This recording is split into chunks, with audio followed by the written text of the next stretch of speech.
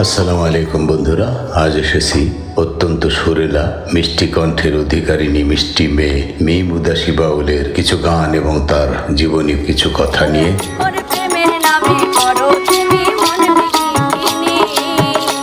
বাউল শিল্পী মিম উদাসী মূলত বাংলাদেশের লোকসঙ্গীত বা বাউল গানের জগতের একজন পরিচিত কণ্ঠশিল্পী।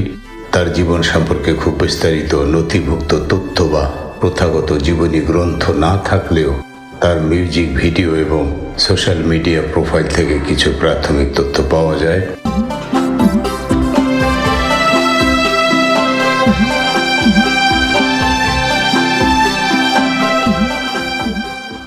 পারিবারিক ও বাউল ঐতিহ্য। মিম উদাসীর ওস্তাদ হলেন বাউল খয়বর উদাস।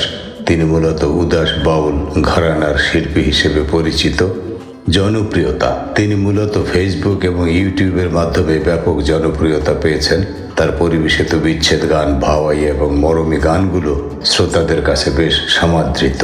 সহযোগী শিল্পী, তাকে প্রায়ই রাইসা ঋতু এবং টুকটুকির মতো অন্য শিল্পীদের সাথে দ্বৈত গানে পারফর্ম করতে দেখা যায়।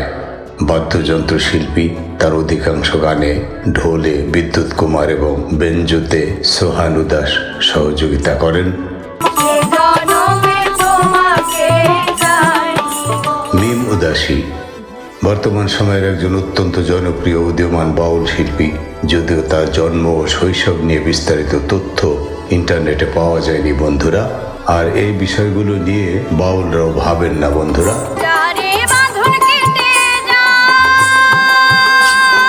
এখানে আমার একটি অনুরোধ, আমি একজন কণ্ঠশিল্পী, একজন সঙ্গীত শিক্ষক এবং একজন মুক্তিযোদ্ধা হিসেবে সকল বাউল ভাইদের, সকল বোনদের, উদীয়মান মা বোনদের আমি অনুরোধ করব যে তোমাদের ইউটিউব চ্যানেলে, ফেসবুক চ্যানেলে, টুইটারে বা টিকটকে তোমাদের অন্তত সংক্ষিপ্ত পরিচিতি, জন্ম তারিখ, মা বাবা এবং জন্মস্থান, শিক্ষাগত যোগ্যতা, এই কয়েকটি কথা সংক্ষেপে দিয়ে রাখলে অন্তত দেশবাসী বা তোমাদের শ্রোতা ভক্তরা জানতে পারবে যে তুমি কোন এলাকার মেয়ে, তোমার বয়স কত, তোমার বাড়ি কোথায়, তোমার মা বাবার নাম কি, তোমার শিক্ষাগত যোগ্যতা কি ইত্যাদি।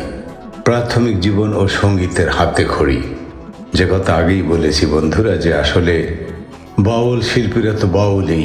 বাউল বলতে তো ঘর ছাড়া, পথ ছাড়া, উদাসী, এরা উদাসী থাকে, জীবনের সম্পর্কে অনেক কিছুই খোঁজ খবর নেয় না। মিম উদাসী মূলত বাংলাদেশের লোকসঙ্গীত ও বাউল গানের ঘরানায় বেড়ে উঠেছেন।